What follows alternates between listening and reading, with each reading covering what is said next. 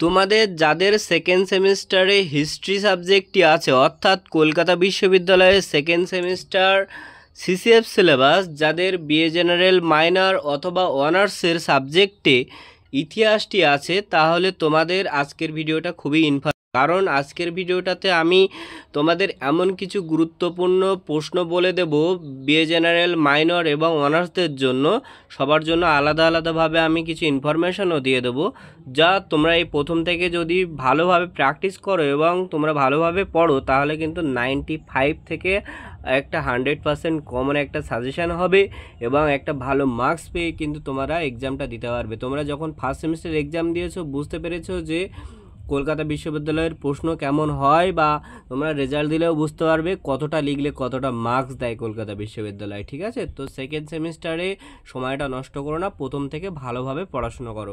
তো আমি তোমাদেরকে সর্বপ্রথমে সিলেবাসটা বলে আর ভিডিওটা লেন্দি করব না, সরাসরি প্রশ্ন বা টপিক বলে দেবো এবং তার সাথে কিছু ইনফরমেটিভ তোমাদের গুরুত্বপূর্ণ কয়েকটা জিনিস বলে দেবো, যেগুলো তোমরা পরীক্ষার সময় খেয়াল করবে ফার্স্ট সেমিস্টারে, যেগুলো তোমাদের এড়িয়ে গেছে, যার জন্য অনেকের পরীক্ষাও খারাপ হয়েছে। তো সেক্ষেত্রে তোমাদেরকে বলবো একটু লং সাজেশান ফলো করে যাও প্রথম থেকে। ঠিক আছে, লাস্টে এক্সামের আগে 1-2 সপ্তাহ আগে আমি শর্ট সাজেশান আবার বলে দেবো, কিন্তু এখন থেকে যারা পড়বে তারা কিন্তু তোমরা শর্ট সাজেশান ফলো করবে না। ঠিক আছে, লং সাজেশান ফলো করে পড়াশুনো করবে। এবং যারা বেশি পড়তে পারো না, তোমাদের জন্য আমি ইম্পর্টেন্ট কিছু বলে দেবো, কিন্তু যারা একটু বেশি মার্কস পেতে চাও 90% 80%-এর উপরে, তাদের জন্য আমি বলে দেবো। ঠিক আছে, তোমাদের যে সিলেবাসটা আছে সেকেন্ড সেমিস্টারে, সেই সিলেবাসটার নাম হচ্ছে প্রাচীন বিশ্বের সামাজিক এবং সাংস্কৃতিক কাঠামো। ঠিক আছে, social and cultural formation of the ancient world. তো এটা হচ্ছে তোমাদের সিলেবাস নেম। এই সিলেবাস যদি কারো দরকার হয়, তোমরা কমেন্ট বক্সে কমেন্ট করে জানাবে, আমি আমাদের ইউটিউবের পোস্টে দিয়ে দেবো, সেখান থেকে তোমরা ডাউনলোড করে নিতে পারবে, অথবা হোয়াটসঅ্যাপের গ্রুপে বা হোয়াটসঅ্যাপে দিয়ে দেবো। ঠিক আছে, এখানে আমাদের হোয়াটসঅ্যাপ নাম্বার আছে, যারা নোটস পারচেস করতে চাও নোটস নিতে পারো, এবং নোটসের কত কী প্রাইস আছে সব কিছু আমি ইন ডিটেলস বলে দেবো। আগে তোমাদের সাজেশানটা আমি ভালো করে বলে দিই এবং বুঝিয়ে দিই। দেখো, এখানে মেজর, এমডিসি এবং মাইনর সবার জন্য বলে দিয়েছি। যখন প্রথমে তোমাদের 10, 15 বা 20 নাম্বারের যে প্রশ্নগুলো আসে, অনার্সদের 20 নাম্বারে আসে, তো এই ফরম্যাটের প্রশ্নগুলো একটু বলে দিই। এখানে দেখো, একটু জুম করে নিই। ঠিক আছে, ফার্স্টের প্রশ্নটা দেখো, মানুষের বিকাশ ও বিবর্তনের ইতিহাস সম্পর্কে আলোচনা করো। 3 স্টার দিয়ে রেখেছি, এবং আমি লাস্টে বলে দিচ্ছি কোন প্রশ্নগুলো কাদের কাদের জন্য most important, BA general minor এবং অনার্সদের জন্য। অনার্সরা সবগুলোই দেখবে, বিএ জেনারেল এবং মাইনর তোমাদের একটু শর্ট করে দেবো। ঠিক আছে, তারপরে দেখো, নব্য প্রস্তর যুগের বিপ্লবের প্রধান বৈশিষ্ট্যগুলো আলোচনা করো। প্রাচীন গ্রিসের দাস ব্যবস্থা সম্বন্ধে একটি নিবন্ধন লেখো। অনেকগুলো স্টার দিয়েছি, বুঝতে পারছো তাহলে অনেকগুলো স্টার কেন দিয়েছি। প্রাচীন রোমের কৃষি অর্থনৈতিক বৈশিষ্ট্যগুলো আলোচনা করো। 6 দাগে আছে পুরাপ্রস্তর বা প্রাচীন প্রস্তর যুগের প্রধান বৈশিষ্ট্যগুলো লেখো। তারপর 7 দাগে দেখো, পুরাতন রাজ্য মিশরীয় রাষ্ট্র ব্যবস্থার ফেরাওদের ভূমিকা আলোচনা করো।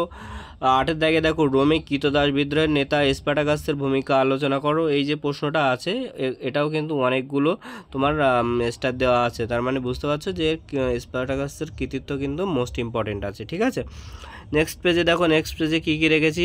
নেক্সট পেজে আছে স্পার্টার সংবিধানের প্রধান বৈশিষ্ট্যগুলো আলোচনা করো। বিজ্ঞানসম্মত ইতিহাসের জনক হিসাবে থুকিডিডিসের অবদান আলোচনা করো, এটাও কিন্তু মোস্ট ইম্পর্টেন্ট, অনেকগুলো স্টার আছে। ফেরাওদের জীবনযাত্রার পরিচয় দাও। মিশরীয়দের সাথে এদের সম্পর্ক লেখো। ইতিহাসের জনক হিসাবে হেরোডোটাসের অবদান আলোচনা করো, 4টে স্টার আছে। এথেন্সের বৌদ্ধিক বিকাশে সক্রেটিসের ভূমিকা আলোচনা করো। প্রাচীন গ্রিক সমাজ দাস ব্যবস্থার উপর দাঁড়িয়েছিল, সেটা আলোচনা করো। হ্যাঁ, প্রাচীন রোমের দাস ব্যবস্থা আলোচনা। এই যে প্রাচীন রোমের দাস ব্যবস্থা যে কটা প্রশ্ন দেখছো, সবকটাই কিন্তু মোস্ট ইম্পর্টেন্ট আছে। প্রাচীন গ্রিসের পলিসগুলোর বৈশিষ্ট্য আলোচনা করো। প্রাচীন মিশরের আর্থসামাজিক সাংস্কৃতিক বৈশিষ্ট্যগুলো আলোচনা করো। গ্রিক পলিসের পতনের কারণগুলো আলোচনা করো।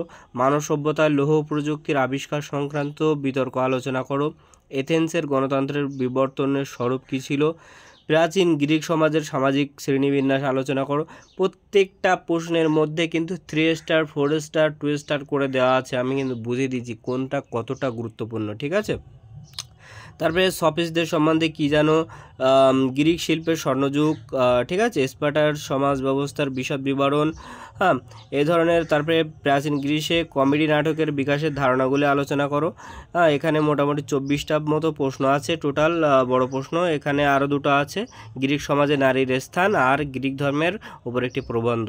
এই কয়েকটা, এই 25টা প্রশ্নের মধ্যে যে প্রশ্নের উপরে 4 নাম্বার আছে, মানে 4টে করে স্টার আছে, সেই চারটে প্রশ্ন যেগুলোতে আছে, তোমরা যারা বিএ জেনারেল এবং মাইনর এই প্রশ্নগুলো আগে করবে, তারপরে করবে যেগুলো 3 স্টার দেওয়া আছে সেইগুলো, ঠিক আছে।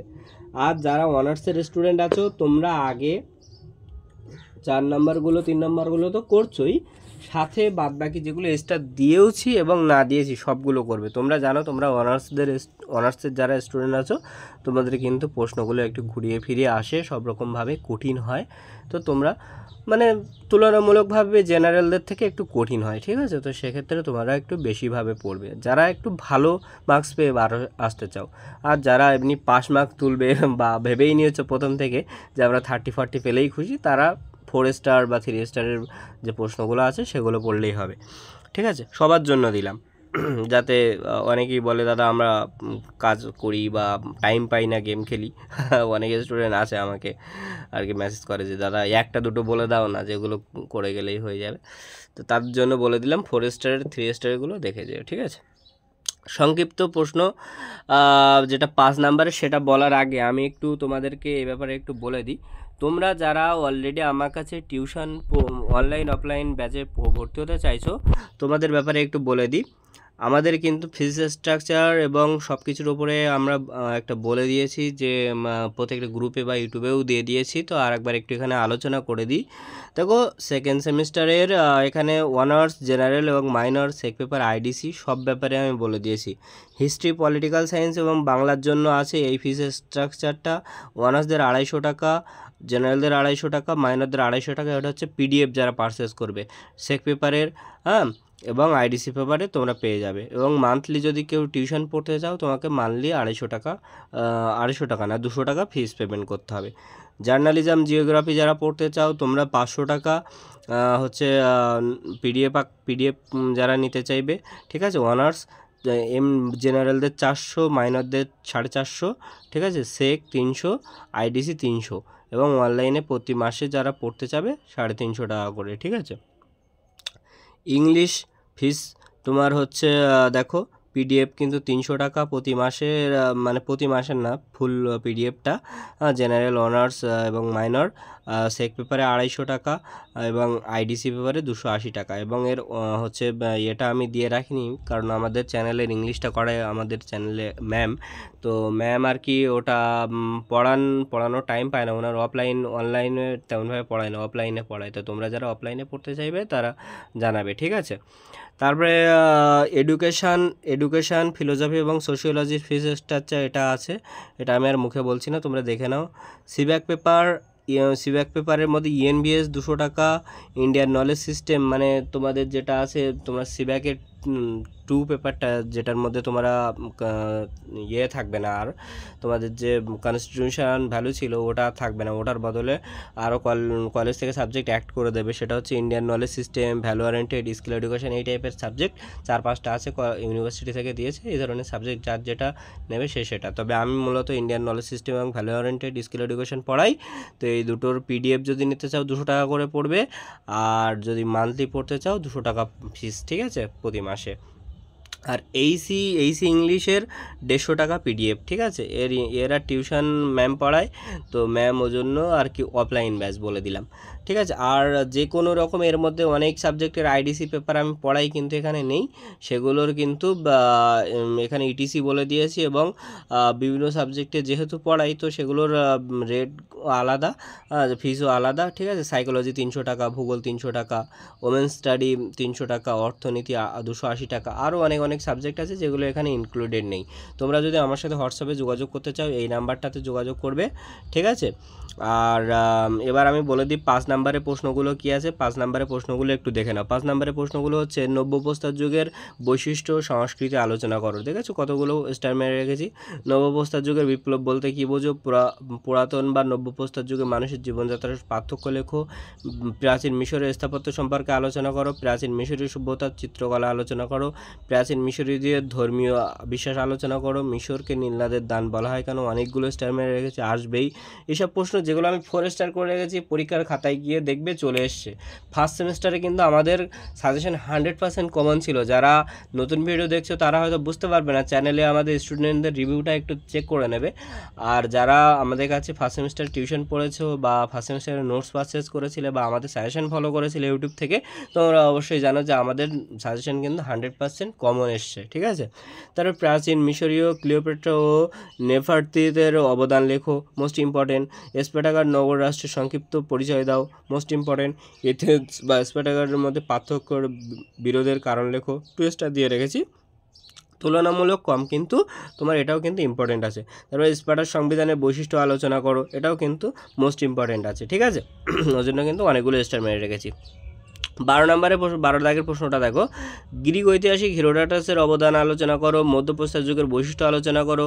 পুরাপ্রস্তর বা প্রাচীন প্রস্তর যুগের প্রধান বৈশিষ্ট্য আলোচনা করো। গ্রিক ঐতিহাসিক থুকিডিডাসের অবদান আলোচনা করো। প্রাচীন রোমের বাণিজ্য ব্যবস্থা সম্পর্কে আলোচনা করো। এটাও 3 স্টার হয়েছে, কিন্তু এটা 4-5 স্টার দিলেও কিন্তু কোনো রকম কম হতো না, কারণ এটা কিন্তু অবশ্যই আসবে। তারপরে স্পার্টাকাস শ্রেণীবিন্যাস সম্পর্কে আলোচনা করো। প্রাচীন রাষ্ট্রের জীবনে পেরিয়কয় শ্রেণীর অবদান আলোচনা করো বা অবস্থান আলোচনা করো। সফিসদের দর্শন সম্পর্কে আলোচনা করো। প্রাচীন মিশরের আর্থসামাজিক জীবনযাত্রার বৈশিষ্ট্য আলোচনা করো। প্রাচীন মিশরের সামাজিক জীবনের বৈশিষ্ট্য আলোচনা করো। প্রাচীন মিশরের অর্থনীতি সম্পর্কে আলোচনা করো। গ্রিক দার্শনিক প্লেটোর দার্শনিক অবস্থান আলোচনা করো, দার্শনিক অবদান, ঠিক আছে। প্রাচীন গ্রিক নাট্যকার সফোক্লিসের কৃতিত্বের মূল্যায়ন করো। প্রাচীন মানব সভ্যতার বিবর্তনের শিকারী খাদ্য সংগ্রাহকদের সম্পর্কে আলোচনা করো। কৃতদাস হিসাবে স্পার্টার হেল্টদের পরিচয় দাও। গ্রিক বা পলিসগুলিতে কৃতদাস ব্যবস্থা সম্পর্কে আলোচনা করো, এটাও কিন্তু অনেক গুরুত্বপূর্ণ, তাই জন্য কতগুলো স্টার দিয়ে রেখেছি দেখে নাও, ঠিক আছে। তারপরে স্পার্টায় বসবাসকারী বিভিন্ন শ্রেণীর বাসিন্দাদের সংক্ষিপ্ত পরিচয় দাও। গ্রিকের কৃতদাস সমাজের প্রধান বৈশিষ্ট্যগুলো আলোচনা করো, ঠিক আছে। এখানে 30 নম্বরের প্রশ্ন আছে, নিম্ন প্রস্তর যুগের উপর সংক্ষিপ্ত টেকা লেখো। তো এই ছিল মোটামুটি টোটাল প্রশ্ন সংখ্যা। আর এখান থেকে যেগুলো 4 স্টার দেওয়া আছে ফার্স্টে যেভাবে বলে দিলাম সেভাবে করো, বিএ জেনারেল বা মাইনর আর অনার্সরা তোমরা সবগুলো করবে প্রথম থেকে যেহেতু পড়ছো। আর এক্সামের আগে একটা লাস্ট টাইম সাজেশন বলে দেবো, সেটা অতি সংক্ষিপ্ত হয় এবং খুবই কম কয়েকটা প্রশ্ন বলে দিই। যারা হচ্ছে একটু কম পড়াশুনো করেছে যে এগুলো আসবেই তাদের জন্য আমি বলে দিই, তো সেগুলো তোমরা দেখে নেবে। তার জন্য আমাদের চ্যানেলটা আর কি সাবস্ক্রাইব করে রাখো। এরকম অনেক ধরনের সাবজেক্টের নোট সাজেশান কিন্তু ভিডিও আমরা আমাদের চ্যানেলে পোস্ট করে থাকি। আর কার কোন সাবজেক্টের নোট সাজেশান লাগবে চ্যানেলে কমেন্ট বক্সে জানাও, এবং ভিডিওটা কেমন লেগেছে, সাজেশানগুলি কেমন লেগেছে অবশ্যই জানাবে, ঠিক আছে। আর তোমরা যারা টিউশন পড়তে চাইবে এই হোয়াটসঅ্যাপ নাম্বারে অবশ্যই যোগাযোগ করবে। আর যারা নোটস পারচেস করতে চাইছো নোটস অবশ্যই পারচেস করতে পারবে আমার থেকে। বিভিন্ন সাবজেক্টের নোটস আমি দিয়ে থাকি, এবং একাধিক সাবজেক্টের নোটস নিলে অবশ্যই ডিসকাউন্ট করিয়ে দেওয়া হবে। সেদিক থেকে ইংলিশ বাংলা দুটো ভার্সানেই তোমরা নোটস পাবে, এবং দুটো ভার্সানের কিন্তু প্রাইস কিন্তু সেম, ঠিক আছে। এমনটা না যে ইংলিশের বেশি দাম বাংলার কম দাম, সেটা কিন্তু নয়। তো ভিডিওটা লাইক করতে ভুলো না, এবং ফ্রেন্ডদের মধ্যে ফ্রেন্ডস গ্রুপে শেয়ার করে দাও। তো চলো টাটা, পরবর্তী অন্য একটা সাবজেক্টের ভিডিও নিয়ে তোমাদের সাথে আবার দেখা হবে।